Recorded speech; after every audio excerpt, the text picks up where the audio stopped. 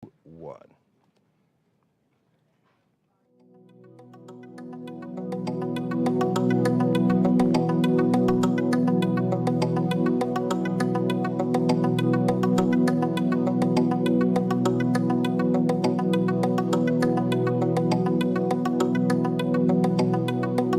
First, live, local. This is Fox 12 Now.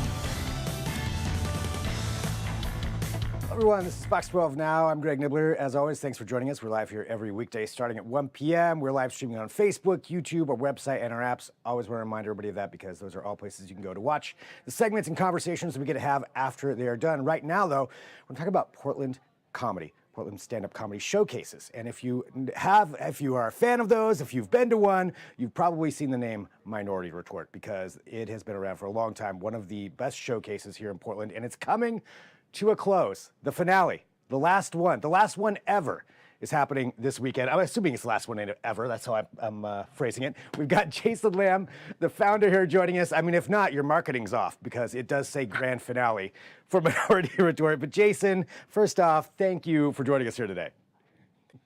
Oh, Greg, thanks so much for having me. Appreciate you having me on. All right, Minority Retort, you started this, I don't even remember what year. It feels like it's been going, what, nine years, 10 years? Yeah, 2015 is when we started, yeah. 2015. Okay, so for anybody who doesn't know, or maybe they just don't know the origin story of this, can you talk about why it is you wanted to start this comedy showcase? Yeah, well, it's pretty simple. First of all, I got to say I'm not a comedian, although I'm hosting this show. But I've always been a fan of comedy, and the opportunity came up shortly after I moved here to get involved in producing a black and brown comedy show, a show that features specifically black and brown comedians. And always being a fan and, not being able to get up on stage myself or having the guts to get up on stage myself, I thought it'd be a good way to get involved in comedy. And so, we focused on the black and brown comedic aspect of it because, it's just because of the perception of the city here as the whitest city in America and all that, it's always something that's kind of just rubbed me the wrong way. For obvious reasons. And, I think we just wanted to kind of do something that spoke directly to that perception and, say that it's not necessarily the case and also highlight some of the black and brown talent here that we have in town. And, I guess just kind of shift that perception about the comedy scene and the city in general. Yeah, and just take that head on. I mean, which is exactly what this did, what it does still. Is addressing some of those. What do you think are some of the biggest misperceptions or misconceptions that people have about, I guess, black and brown comedy in Portland? Well, there's not much of it, number one. And you can see on our show, like we were jam-packed with our lineup.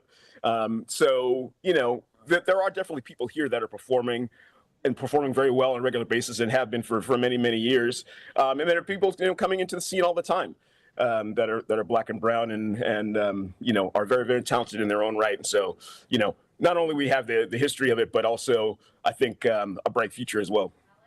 And once you started this, I guess going back to the beginning, you get this launched, and starting up anything like that is hard.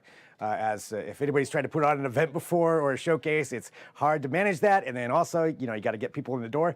But clearly, this has been going for so long. It's been successful, and people know what it is. But what do you think is one of the biggest things for you personally that you found that you accomplished through this that maybe you didn't expect to? Oh, that I didn't expect to. Oh, well, it's funny that you say that. I've got a specific example that just popped into my head exactly when you said that. It's that, one of our first shows, I want to say maybe our fifth or sixth show, we were doing very, very well. And this particular show, we had a pretty lively crowd. And I remember seeing this guy. Who was dressed like he was in a Metallica video. Like he was like had spikes, and just like a mullet and stuff. And like, that guy's here. All right. I guess we're bringing out a bunch of people, like we're reaching people in the audience. Now, you're not just only black and brown people that come out, to see themselves reflected on stage, but also, a wide variety of people that want to see comedy and enjoy it. So yeah, that was kind of eye-opening. We weren't marketing to him. Yeah, but still, the marketing reached him. So, and that's one of the things too. I think about it is, the audience, like you mentioned, it doesn't have to be, any specific demographic or anything like that. Everybody can go and enjoy it and enjoy the comedy that's out there, because as much as it is that, it's also very diverse, the different kinds of comedians that you've had on this show. And I guess, could you speak to that just a little bit about how all these different people that you've had over these years? Absolutely, yeah, and that's the other thing I'm really proud of. It's not just a diversity in terms of race and the faces and that you'll see, but also styles of comedy as well. And I'm a comedy fan. I've loved comedy my whole life, and I loved all different types of comedy. And that's one thing. When I got involved with the show, I wanted to make sure that we reflected that. There's all different kinds of comedy, and Black and brown people can do all different kinds of comedy. And so yeah, that's the other thing I guess I can say that I can hang my hat on as we walk away from this. Yeah, a lot of different viewpoints, a lot of different styles, all of that goes along with it. And looking at this too, for however many you've done over these years of these stand-up showcases, and all of the different comedians. Can you talk about some of those different voices, the people that you've had on, like maybe some of the highlights that stand out to you right away that maybe people would recognize their names now too? Sure. Well, there's not as many of those as I would like, but we certainly have had many comedians that have been on. I've had the pleasure to work with, have come in from out of town to headline the show. People like Marcelo Arguello, who just had a pretty big HBO special within the past year. Atsuko Okazaka, who also had a very popular HBO. I think it's on today, her HBO special. She's been on, as well as people like David Bory from the Funny Over Everything podcast. We had a very big show with him at the Hollywood Theater a few years ago. And then just also people that we've just become friends of ours, who are, great headliners that are out in other cities, like Daya Lakshminarayanan, is a very popular comedian who does The Moth in San Francisco, and Corinna Dobbins, who's a terrific comedian in San Francisco. Dino Archie, who performs regularly in Vancouver and Los Angeles, has been on our show a few times. So people like that, maybe not necessarily the household names, but people who are in comedy, really out there that are really talented and have powerful voices. We've been able to work with, so we're very proud of that. As well as the people here in town and who've gone on to do other things, like Curtis Cook, who's going to be our headliner for our final show on Friday, is someone who spent his formative years in comedy here and has moved on to LA. He's doing great things behind the scenes in TV. And so, a guy like him who's just a solid talent in a number of different aspects, having back on the show is going to be a lot of fun. Yeah, I mean, it really is. And you mentioned, San Francisco or some of these other comedians coming from out of town, but also Minority Retort has also gone on the road and been in other places. And what is it about the template that you've created here with this that also works in other places? Well, works, I don't know. I don't know if I could say that for the long haul if it works. It's worked for a while, but no, I mean, it did work for many years. We had some success with it. And I think, as you mentioned, going to other cities, we perform regularly in Seattle, places like Seattle and Salem, in clubs that they have there. And I think really the main thing is that I've always tried to do in booking and curating the show is making sure we have a right mix of, a headliner who I know is going to perform well, going to be perceived well, and has the material to, do the longer set that's going to be engaging for people to come and pay and see, but also give newer people an opportunity to be on the show as well. But also, having the person that I know I can count on that's going to, it's the NBA playoffs right now, so it's the person that can hit the three from the corner, and guaranteed I'm going to get laughs from them. And, that's the kind of folks that we have on this last show coming up on Friday that I've always been able to count on over the years. To be that person to hit the three from the corner, and get laughs. Yeah. They're laugh ATMs. Yeah, somebody you can count on, like Gary Payton there on your shirt. So right, the glove. Represent, Greg. Represent. All right, so talking about that, for this weekend, the finale. First off, we're gonna go through the lineup, but how does it feel, to be putting this on for so long. This is your creation. This is something you've worked on for so many years. How does it feel to be putting it, to its finale here this weekend? It's going to sound strange, but it feels great. It really feels good. I'm really looking forward to it, mostly because I know it's going to be, I feel like it's going to be a great show. And just what we've put together, I'm just really looking forward to seeing it happen. So from that standpoint, I really can't be sad about it ending. My major mission in having the show on Friday and hosting the show is don't cry. Don't cry. Now, I can't guarantee that's not going to happen, but that's what I'm trying to go into this with the mindset of. Because if I do, then we're going to have real problems, and it's going to be a longer show than anybody imagines. But yeah, I think that's really the main thing is this. I want to pay honor to the people that kind of made the show what it is over the years. And just reflect on the times that we've had, and enjoy it with the comedy audience that's really supported us. Yeah, and you've got a great lineup, for this weekend too. It just as you mentioned, Curtis Cook is going to be on there. Do you want to go through any names? And I know I've heard there's some secret guests or some surprises that may be happening as well. Well, we got some surprises, but let's talk about the lineup first of all.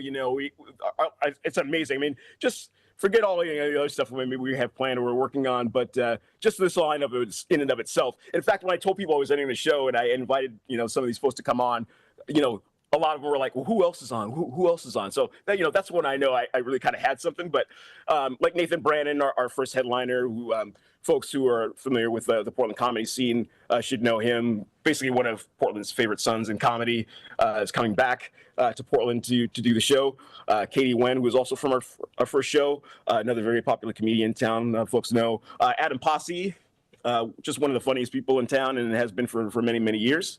Anthony Robinson, one of my favorites, who's done the show probably like a dozen times and is just a killer every time. Julia Ramos, who I hosted a show with for a few years, has always been solidly funny, and great to have her back on the show. The Real Hijinks, who's the co-founder of the Portland Northwest Black Comedy Festival, having him on as well. It's going to be a treat.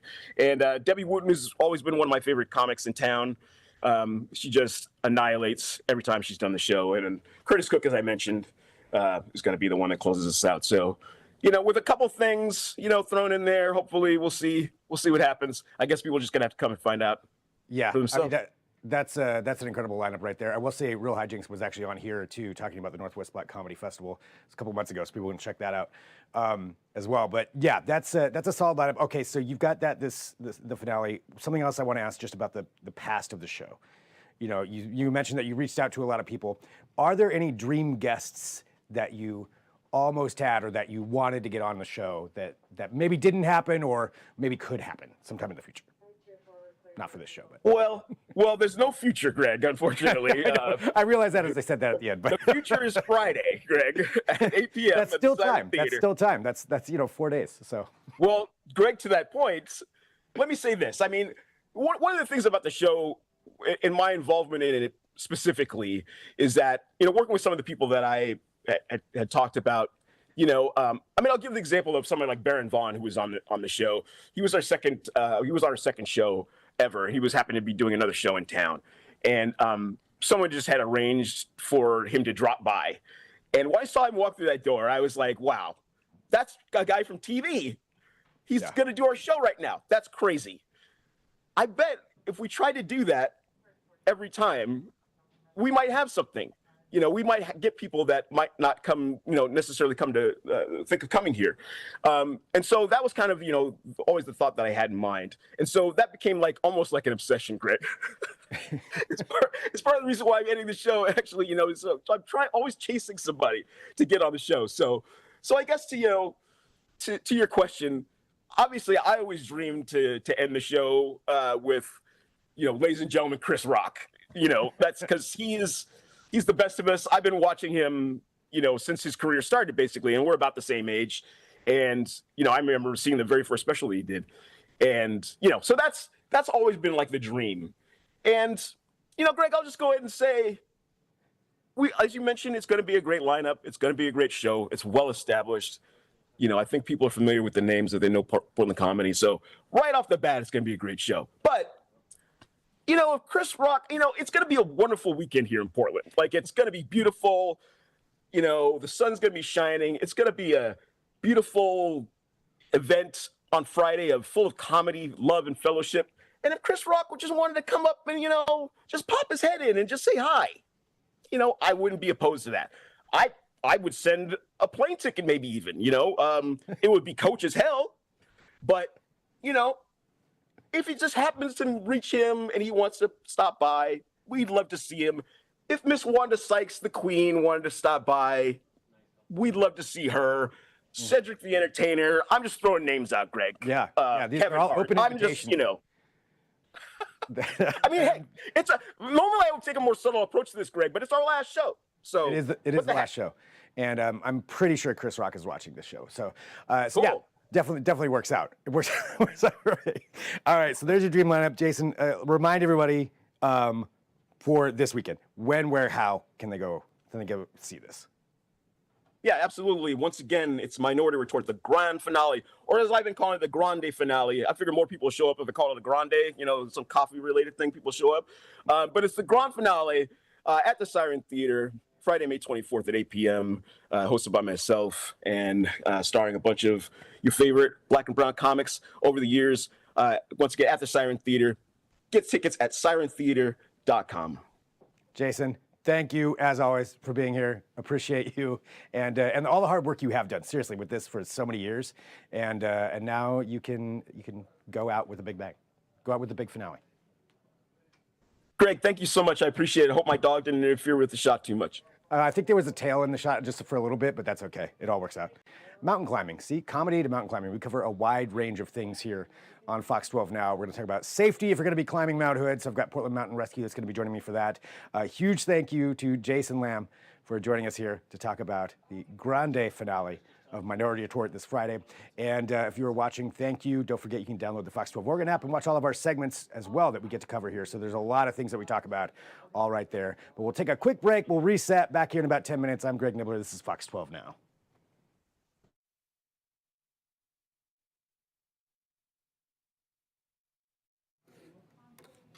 And we're off.